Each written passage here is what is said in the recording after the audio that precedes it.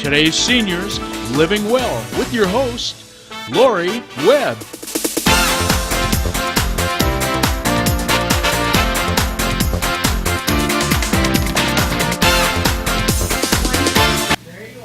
Hi everyone, welcome back to today's Seniors Living Well, changing our clocks and changing our lives, our ways. I'm just totally blown away by my last guest. He was amazing. And then I have my good friend Ann Platt here from the hospital. Hi, Lori. Hi, Ann. Thank you for having the hospital be co-sponsors of this. We're very happy to be able to have a segment every week about the hospital because it's such an important part of our community. And I don't just say that because I'm a nurse. Well, thank you. I agree. I think the hospital is a huge safety net for the community, and we have a lot of seniors living in the community. And I, too, was amazed by Bill. I mean, what a wonderful, wonderful role model for seniors in our area. Right. We will have him back. He told us some interesting things off camera that we've got to explore. Get more information. Yeah, really. So there's a lot going on in healthcare, as any of us who listen to the news know. And I know there's a lot going on in the hospital, too. And I just thought I'd let you hit the high points, because in 10 minutes we really can't cover everything. But okay. What do you think it's important for people to know about right now? Well, I think especially for seniors, it's nice for them to know that we have a lot of services available for not only providing care when they're ill, but support groups for people who want to stay healthy. One of the major events that we have had lately is the expansion of our emergency room. So right now, if you drive up to the emergency room entrance, it's a little chaotic. There's construction going on. Yeah. But we think that will be finished by the end of the year, and we'll have a nice covered walkway for people when they need to access the emergency room. They can leave their car and walk under a covered canopy to get to the entrance. When the rain that we're expecting When the comes. rain comes, when the rain comes. So that's something we've been working on the whole project for over 2 years. So we're very excited to have that coming to final completion. We also have a new cardiologist on our staff, and he's part of Sutter Medical Group, which is a large multidisciplinary group that contracts with Sutter Health to provide services in Sutter Medical Foundation clinics. And Dr. Frank Porzia is now part of the group and full-time in Jackson. He's the cardiologist. He's the cardiologist. Yeah. So to have a full-time cardiologist is something we've not had before. And his office is being finished in the hospital's outpatient building. So he'll be moving from Court Street over to the hospital campus, and his office will be upstairs in the outpatient building. So much more convenient. And when patients come into the emergency room who need a cardiologist, he'll be able to run right over and see them. Oh, so now does he have a practice too? He's part of the Sutter Medical Group practice, and will be available on the hospital campus after November 25th. So right now his office is over on Court Street in the medical office complex.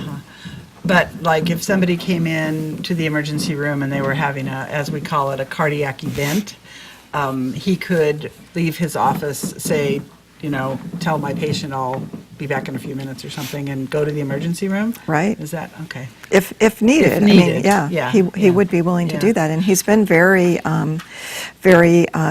collegial to work with the ER, and everybody is very happy to have him on board. That's great. So that's a new positive for us. Yeah, new service.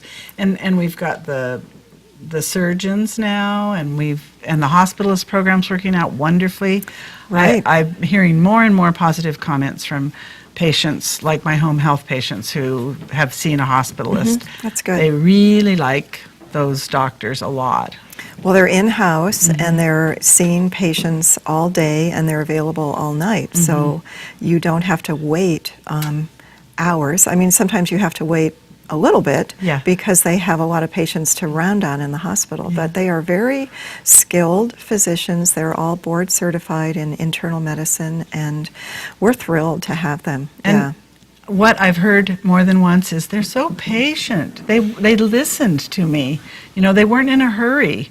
And That's good. That's really a positive thing for. That is positive. people. Well, that's how you really, I think as I hear from many seniors, they know a lot about their own health, their own history, and it's important that the physician working with them listen to them so they know, they might hear something that gives them information that they wouldn't have just from a physical exam. Exactly. So it is important. Yeah, and even though a person's regular primary care provider might, be a good listener, they really just don't have the time sometimes in their office, and they rely, more on the chart and stuff.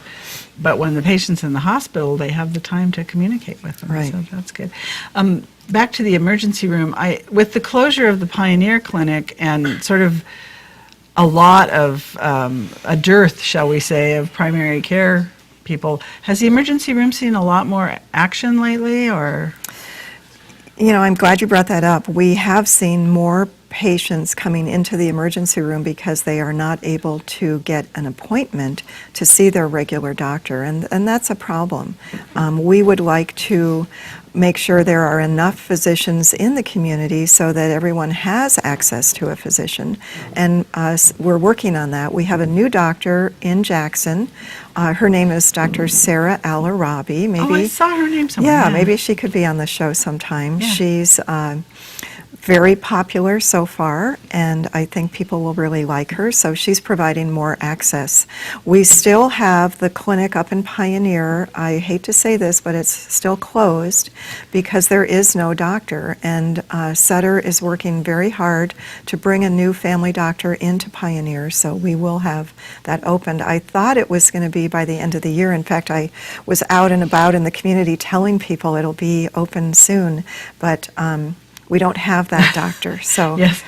so it's not open Right. anytime Yeah. soon. When But when I would hear that from somebody, I'd say, remember, soon is a relative term when it comes to healthcare. right, So, right. Well, yeah. we're working hard on recruiting. We're also recruiting for a new pediatrician, and our pediatric center is expanding because there's so much demand. Now, that's maybe not something seniors would be using directly, but their grandchildren, their nieces and nephews, Yeah. I mean, there is a need for There is a need. pediatric care in the community. And there is a need for pediatric care for grandparents who are raising their grandchildren. Yes. And there is a large number of grandparents raising grandchildren, having responsibility for them. I sit on the Oral Health Coalition and on the Immunization Coalition, and every month we talk about, how do we reach out to the grandparents that need to know about these services too.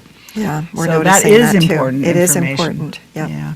I think there's so much information right now about health care and the Affordable Care Act, Obamacare, it's in the Covered California Plan and all of the problems that people have had trying to access it, that it's just complicated right now, and people are confused. So I'm glad you're having people on this show who can help provide information and clarify that. One of the changes that we are experiencing in Amador County is that Medi-Cal is now transitioning Medi-Cal clients to a managed care plan.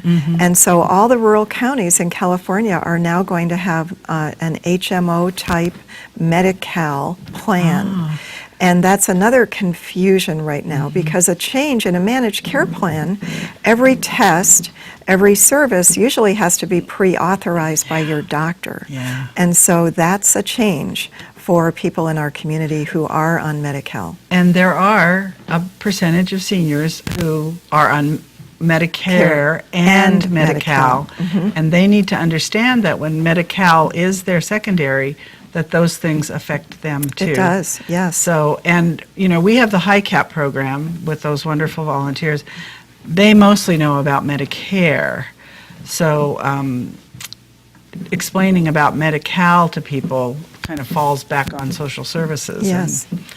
We're seeing more seniors who have purchased some type of Medicare plan, and then they are surprised by what it doesn't cover. And that's become more of a problem when people are in the hospital because they are thinking one thing, and when our case managers check and authorize their benefits, they find out that they don't have coverage. So I'm just so glad you're providing folks who educate people about Medicare plans and what to watch for, and the I don't want to call them scams, but well, there are scams out there, Ann. scams I mean, that it's incredible. are targeting seniors, Right. and I think that that's just terrible. Yeah. And of course, all those people out there took advantage of the panic, shall we say, over the Affordable Care Act.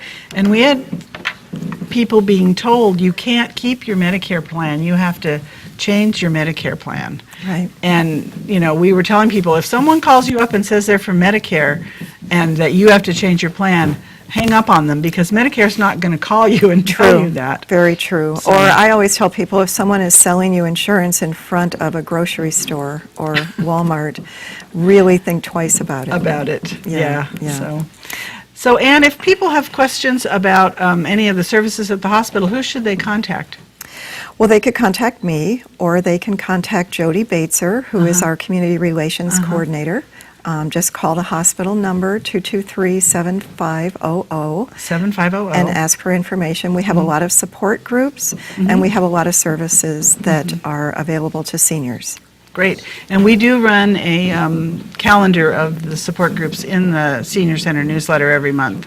So when people can call the center, they can, find out when the diabetic or the stroke support or the men's prostate cancer. So, Ann, thank you so much for being here. Thank you. Taking Thank you, time out of Lori. your busy schedule.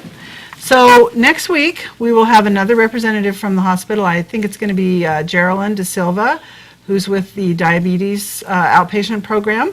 So that's going to be cool. And speaking of transportation, we're going to have Dial-A-Ride here next week. So please tune in next week to Today's Seniors Living Well, changing our clocks, which you better have done already, and changing our ways. Thank you. Bye.